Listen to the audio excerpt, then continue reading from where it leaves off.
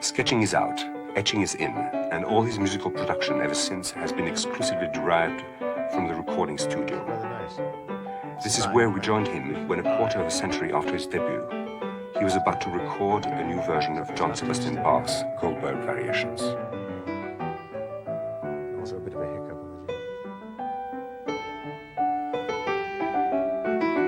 G. Okay, that's fine. Marty, yeah. Could you go ahead to take 10, please? You know, the thing about 9 is that when it does hit the repeat, I thought that I did that, it doesn't really do anything very different. It sounds like a sort of pale shadow the first time through. I think 10 had kind of a glow of some sort on the lower voice, and did something. It justified doing a repeat anyway. Let's see.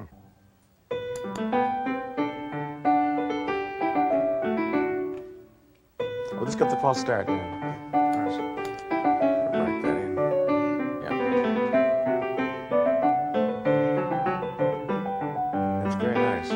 Dixieland. It does not hiccup there, which is good. Yeah. It's a totally different kind of... Yeah, it justifies doing the repeat. That's completely different. Yeah. Marty, thank you. That's the one. That's the keeper, I think. Yeah, absolutely. Glenn, you have recorded the Goldberg Variations quite a few years ago. Quite a few years ago. It doesn't seem to be in your habits to re-record works of that size several times. Any works, really. No, that's quite true. I guess I've only recorded 2 or 3 pieces twice in 26, 7 years, whatever it is now. Well, you see, somebody had the nerve a couple of years after we did it in 1955 to invent something called stereo. So in one sense, that invalidated the technology in which it was done.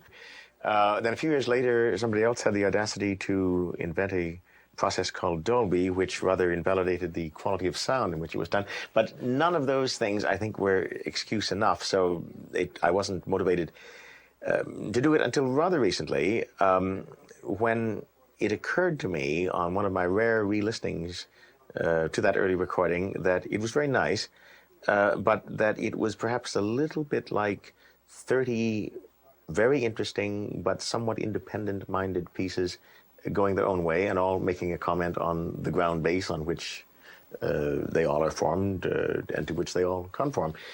And I suddenly felt, having not played it since I stopped playing concerts about 20 years, having not played it in all that time, that maybe I wasn't savaged by any overexposure to it, and that if I looked at it again, I could find a way of making some sort of almost arithmetical correspondence between the theme and the subsequent variations, so that there would be some sort of temporal relationship. I don't want to say just exactly 2, 4, 8, 16, 32, that kind of correspondence, but you know what I mean, that there would be a sense in which, substituting for the fact that Bach has absolutely no melodic design that is continuous, but rather a bass harmonic design that is continuous, there would be at least a rhythmic design that was continuous and a sense of pulse that went through it. And that seemed to me sufficient justification, along with Dolby and even stereo, to do it all over again. So here we are, 25, 6, whatever it is, years later, and we're going to try it.